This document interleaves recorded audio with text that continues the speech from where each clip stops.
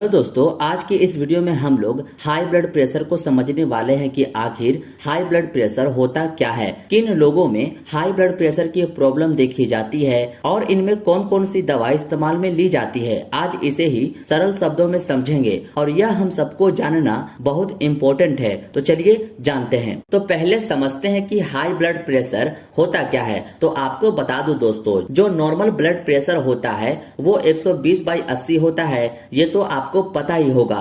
और इस ऊपर वाले प्रेशर को सिस्टोलिक प्रेशर कहते हैं और इस नीचे वाले प्रेशर को डायस्टोलिक प्रेशर कहा जाता है। तो जनरली दोस्तों सिस्टोलिक ब्लड प्रेशर 140 हो जाए या 140 से एबव हो तथा डायस्टोलिक ब्लड प्रेशर 90 हो जाए या 90 से एबव हो तो हम इसे हाई ब्लड प्रेशर कहते हैं। और इसी चीज को दोस्तों हाइपरटेंशन के नाम से भी जाना जाता है, क्योंकि हाइपर का मतलब ही ज्यादा होता है, इसलिए इस नाम को भी आप ध्यान में रखिएगा। इस बीपी चार्ट के माध्यम से आप समझ सकते हैं कि हाई ब्लड प्रेशर या लो ब्लड प्रेशर में क्या चेंजिंग होती है। दोस्तों अगर किसी पेशेंट का बीपी चेक करने पर यदि उसका ब्लड प्रेशर 140/90 आए तो ऐसे पेशेंट को हम कह सकते हैं कि हाँ उसकी बीपी बढ़ी हुई है, हाइपरटेंशन की समस्या है उस पेशेंट के साथ। उम्मीद है दोस्तों इतना आप समझ गए होंगे कि हाई ब्लड प्रेशर होता क्या है। अब जानते हैं कि हाई ब्लड प्रेशर होने के पीछे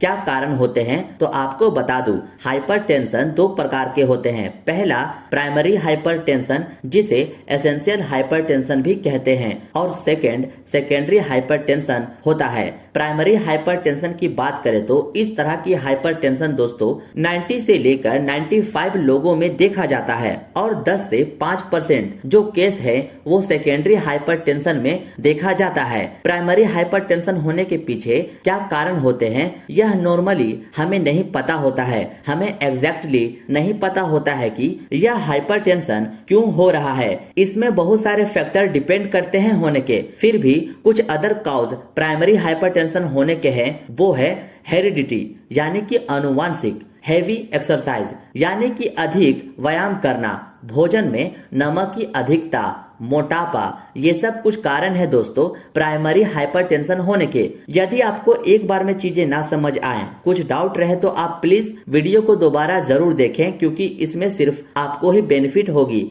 सेकेंडरी हाइपरटेंशन होने के कारण देखें तो वो है रीनल आर्टरी स्टेनोसिस, यानी कि दोस्तों किडनी में जाने वाली आर्टरी नैरो हो जाती है जिससे किडनी में पर्याप्त ब्लड फ्लो नहीं हो पाता, जिसके कारण हाइपरटेंशन की समस्या हो जाती है। ग्लोमेरुलोनेफ्राइटिस यानी कि दोस्तों हमारे किडनी में पाए जाने वाला फिल्टरिंग पार्ट डैमेज होने के कारण या इन्फ्लामेशन होने के कारण भी हाइपरटेंशन की समस्या हो जाती है। Tumour of suprarenal gland, hyper parathyroidism, ये सब कुछ कारण है दोस्तों सेकेंडरी हाइपरटेंशन होने के। ये सब आप जरूर याद रखिएगा और ये सब का आप स्क्रीनशॉट जरूर लेते हुए चलिएगा।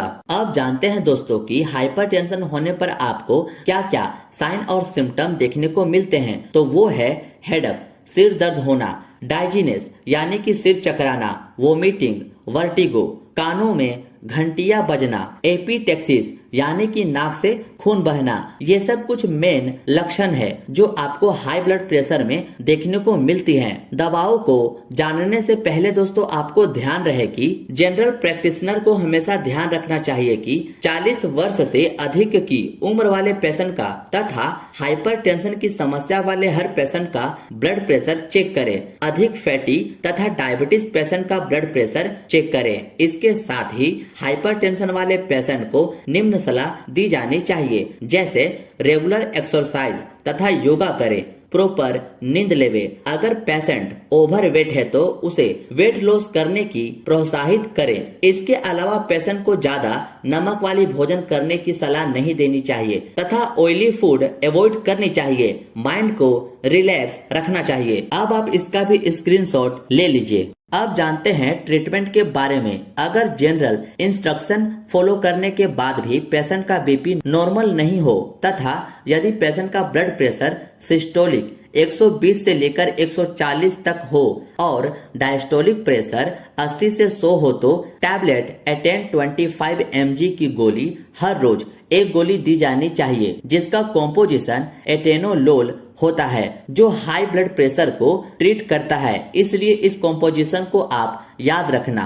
नेक्स्ट टैबलेट है लोसार्टास 50 जिसका कॉम्पोजिशन लोसार्टन पोटेशियम होता है जो कि हमारे हाई ब्लड प्रेशर को ठीक करने का काम करता है। एटेन टैबलेट की जगह इस लोसार्टस टैबलेट को यूज किया जा सकता है। इसको रोजाना एक गोली लेना होता है। यह टैबलेट नाइकार्डिया रिटार्ड 20 जिसका कॉम्पोजिशन नाइफेडिपाइन सब्सटेंट रिलीज 20 mg होता है। इस टैबलेट को भी दोस्तों आप यूज कर सकते हैं। इसको भी रोजाना एक गोली लेनी होती है। यदि दोस्तों ये सब टैबलेट से कंट्रोल ना हो तो डायूरेटिक ऐड करनी चाहिए, जैसे रिफेस एच टैबलेट। इस टैबलेट को यूज तब करते हैं दोस्तों जब कोई और मेडिसिन से आपकी बीपी कंट्रोल ना हो। इस टैबलेट को भी रोजाना एक गोली लेनी होती है। यह टैबलेट टेलिस्टा एच यूज करनी चाहिए। इसका यूज हमारे बॉडी के heart attack, blood pressure, fluid retention को ट्रीट करने के लिए यूज किया जाता है। इस टैबलेट को एक गोली रोजाना लेनी होती है। और हाँ दोस्तों, आपको विशेष रूप से इस बात का भी ध्यान रखना है कि यदि पेशेंट अस्थमैटिक हो तो उसमें बीटा ब्लॉकर टैबलेट का यूज ना करे। इस बात का आप ध्यान जरूर रखिएगा। ये थी दोस्तों छोटी सी नोट्स हाइपरटेंशन के बारे में। उम्मीद है ये वीडियो आपको अच्छी लगी हो। मिलते हैं अब आपसे नेक्स्ट वीडियो में।